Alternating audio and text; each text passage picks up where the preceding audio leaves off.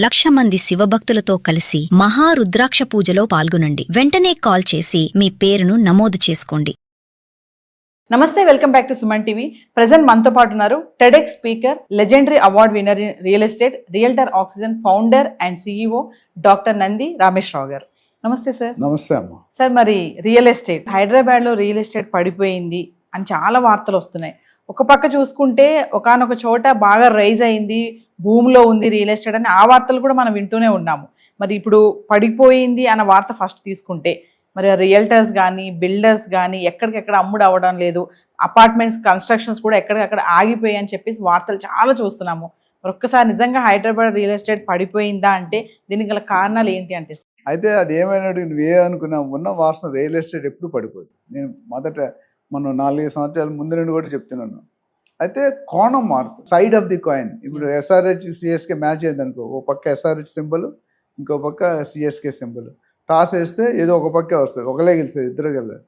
ఇక్కడ ఏమైందంటే real estate అనేది ఒక clarity gap. There is always slip between the cup and the lip. మీ థాట్కి, మా థాట్కి, బిల్డర్స్ థాట్కి, గవర్నమెంట్ థాట్కి 4 కోణాలు, నార్త్ ఈస్ట్ వెస్ట్ సౌత్.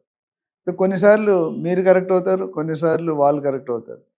వాస్తవానికి ఏంటంటే రియల్ ఎస్టేట్ స్లో డౌన్ అయింది. మీకు అంతకుముందు కూడా చాలా అనాలిసిస్ ఇచ్చింది. జనవరి 2024 రేవంత్ రెడ్డి సీఎం అవగానే నెక్స్ట్ మంత్లో ఆయన ఒక స్టేట్మెంట్ ఇచ్చారు, urban area, suburban area, rural area. అయితే దాంతోపాటు ఒక వాల్యుబుల్ స్టేట్మెంట్ యాడ్ చేశారు. మనకు మున్సిపల్ అడ్మినిస్ట్రేషన్, ఎంఏయుడి అంటే మున్సిపల్ అడ్మినిస్ట్రేషన్ అర్బన్ డెవలప్మెంట్, దానికి మంత్రి ఎవరున్నారు? కేసీఆర్ గవర్నమెంట్లో కేటీఆర్ గారు. ఇప్పుడు ఎవరున్నారు? రేవంత్ రెడ్డి గారే ఉన్నారు. ఎందుకంటే రియల్ ఎస్టేట్లో నా సత్తు, నా పొత్తు, నా టాలెంటు, నా ఎక్స్పీరియన్స్. మీరు ఇప్పుడు అంతా మాట్లాడుతున్నారు పిల్లకాకులు, మీరు అందరూ. నేను 20 సంవత్సరాలు కోకాపేటలో ల్యాండ్ 10-20 లక్షలు కొని విల్లాలు కట్టిన ఘనత నాకు ఉంది. కాబట్టి మీరు నాకు చెప్పగలరు రియల్ ఎస్టేట్ని ఎక్కడికో తీసుకెళ్తాను. దాని విజన్ సూపర్ విజన్. కానీ అక్కడే ఆ గ్యాప్ వచ్చిందంటే ఆయన అనుకున్న విజన్ ప్రకారం కొన్ని ఛాలెంజెస్ వల్ల, కొంత స్ట్రాటజీ వల్ల వెళ్ళలేకపోయాడు. అప్పుడు ప్రజల్లో ఏమైందంటే ఒక హై అంటే కేసీఆర్ ఉన్నప్పుడు బాగా జరిగింది, అది వాస్తవమే. డెవలప్మెంట్స్ కానీ ఇన్ఫ్రాస్ట్రక్చర్ కానీ దాన్ని వీళ్ళు కంటిన్యూ చేస్తున్నారు. అయితే ఈయన ఇచ్చిన రేంజ్కి జనాలు ఏమనుకుంటే కేసీఆర్ గారు ఉన్నప్పుడు కంట 10 రెట్లు పెరిగిపోద్ది అనుకున్నారు. అక్కడ గ్యాప్ వచ్చింది. ఎందుకు వచ్చిందంటే ఆయన వచ్చిన నెక్స్ట్ మంత్లోనే చూసుకుంటే జనవరి 2025లో చూసుకుంటే కనుక అప్పుడు ప్రెసిడెంట్ కూడా ట్రంప్ అక్కడ అప్పుడే అయ్యారు జనవరి 20. అయితే ఆ 10 రెట్లు అనేది కనిపించలేదు. కానీ వాస్తవానికి సేల్స్ ఏం తగ్గలేదు. ఎందుకంటే జనవరి 2024లో ఫస్ట్ మంత్లో దాదాపు 38,000-39,000 కోట్లు కలెక్షన్ అయింది. అదే 1 ఇయర్ తర్వాత జనవరి 2025లో 45,000 కోట్లు ఒక్క మంత్ నుంచి చెప్పి. పెరిగిందా తగ్గిందా? పెరిగింది. కానీ జనాలకి అనుకున్న ఎక్స్పెక్టేషన్ పెరగలేదు. సో మన ఊహలే, మన ఇష్టం, మన ఇండివిజువల్ నువ్వెంతైనా ఊహించుకోవచ్చు, నేనెంతైనా ఊహించుకోవచ్చు. అక్కడ ఛాలెంజ్లు ఉంటాయి, లోకల్లో ఇబ్బంది ఉంటాయి.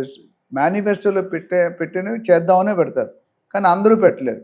బట్ డెఫినెట్గా అనుకున్నంత పెరగలేదు, ఇది వాస్తవం. కానీ డమాల్ అవ్వలేదు, జీరో అవ్వలేదు. అవదు. రియల్ ఎస్టేట్ 2007-8లో ఒకసారి రిజిస్ట్రేషన్ వచ్చింది వరల్డ్ మొత్తం. అప్పుడు బబుల్ బర్స్ట్ అయిందండి. దాని తర్వాత మళ్ళీ మేబీ రానున్న 1-2 ఇయర్స్లో ఇప్పుడు ట్రంప్ గారు వైఖరి బట్టి ఆ ప్రతిలాటకం, స్ట్రాటజీలు, రూల్స్, మైండ్ సెట్, ఇవన్నీ వల్ల వచ్చే అవకాశాలు కనిపిస్తాయి. ఇప్పుడు ఒకటి. రెండోది, ల్యాండ్ ప్రైసెస్ పెంచడం అనేది ఒక షాకింగ్ న్యూస్. అంటే నిజానికి 2024 ఆగస్టు సెప్టెంబర్లో పెంచాల్సిన రేట్లు ఇవి. ఎందుకు పెంచలేదంటే ఆ కారణాలకి సరిగ్గా ఇన్ఫర్మేషన్ లేక, రీసెర్చ్ లేక. రీజన్ ఎందుకు రేట్లు పెంచాలని ఎందుకు వచ్చిందంటే వ్యత్యాసం ఉంది. White value, black value. White value అనేది చాలా తక్కువ ఉంటుంది. మీరు ఇప్పుడు 10 కోట్లు మీ ఆయన డబ్బులు సంబంధించి 10 కోట్లు పెట్టి కొనుక్కున్నారు అనుకుంటే 10 కోట్లు చూపిరు మీరు, 1 కోటో 2 కోట్లో చూపిరు. మీరే కదా ఎవరైనా. ఆ 80% ఏదైతే దాన్ని ట్యాక్స్ అవ్వట్లేదుగా. గవర్నమెంట్ నడవాలంటే ఏం కావాలి? మనీ కావాలి, విటమిన్ ఏం. ఎంతకుముందు మనీ మేక్స్ మెనీ థింగ్స్, కానీ మనం మార్చేసాం. Money makes all things.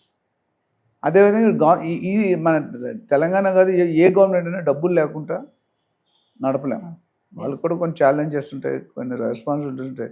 కొన్ని అధిగమిస్తారు, కొన్ని అధిగమించారు. చంద్రబాబు గారు చూసుకుంటే యునైటెడ్ ఏపీలో ఉన్నప్పుడు ఎంత బాగా డెవలప్ చేస్తారు అనేది మన ప్రతి ఒక్కరికి తెలుసు. కానీ ఇప్పుడు ఏపీ డెవలప్ అవుతుంది, అలా అవట్లే. అనుకున్న ప్లానింగ్ జరుగుతుంది, మధ్యలో వేరే ప్రభుత్వం వచ్చింది, అది వెనక నెట్టేసింది 10-20 సంవత్సరాలు. మళ్ళీ దాన్ని నట్టుకుంటూ ముందుకు తీసుకురావాలి. అక్కడ కూడా 10 లక్షల కోట్లకి అప్పు కడుతున్నారు. అప్పు కట్టడానికి వడ్డీ కట్టడానికి మళ్ళీ అప్పు చేస్తున్నారు.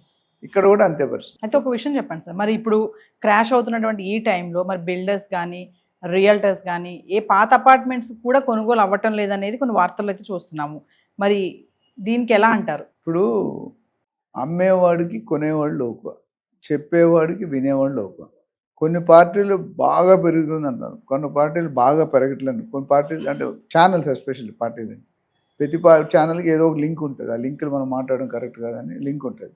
సో కొంత ఒక సీఎం అయ్యాక సీఎంని తిట్టేవాళ్ళు ఉంటారు, సీఎంని పొగిడేవాళ్ళు ఉంటారు, ఒక కంపెనీకి సీఈఓ తిట్టేవాళ్ళు ఉంటారు.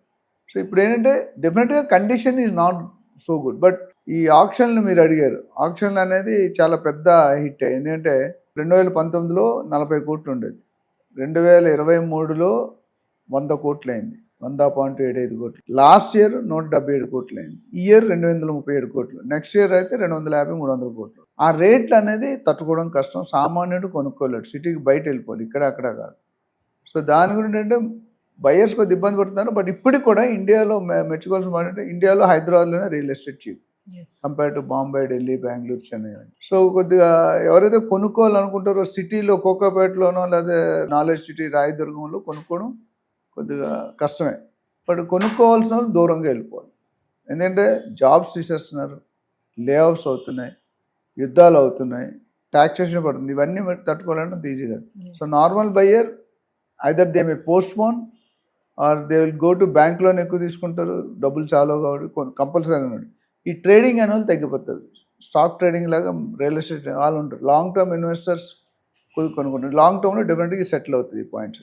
So we have to wait and see. Impact అయితే ఉంది, ఆ ఇంపాక్ట్ని ఎలా అధిగమిస్తారు అనేది చూద్దాం.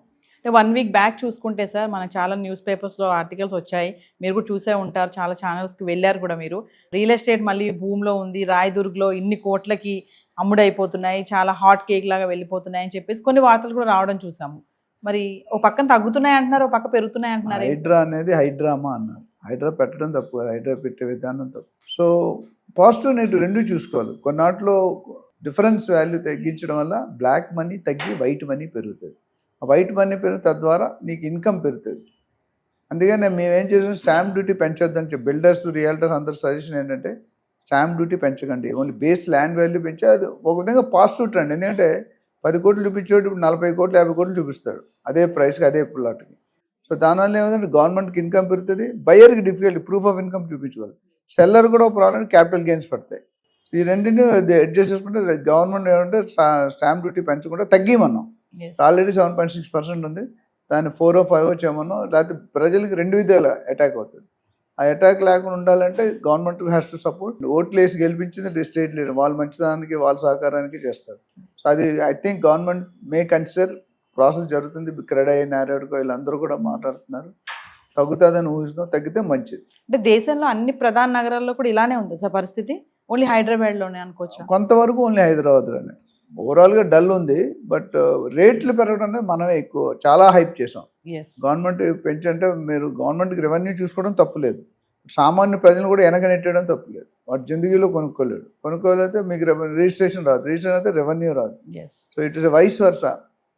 కొద్దిగా నేనైతే 50-50 బ్రిటాన్ అంట, 50% కరెక్ట్, 50% రాంగ్. సో మరి ఫైనల్గా ఒక విషయం చెప్పండి, ప్రెసెంట్ ఈ టైంలో మరి రియల్ ఎస్టేట్లో ఇన్వెస్ట్మెంట్ చేయడం అనేది ఎంతవరకు కరెక్ట్ అంటారు? 120% ఇన్వెస్ట్ చేయడం కరెక్ట్. ఇంకా దీనికంటే తగ్గుతాయని కూడా మన భ్రమ. సో కొనుక్కుంటే డబ్బులుంటే ఇంకా లేట్ చేయకుండా కొనుక్కుంటే ముందు రోజుల్లో రానున్న రోజుల్లో పెరగడమే తప్ప తరగడం ఉండదు. Thank you sir.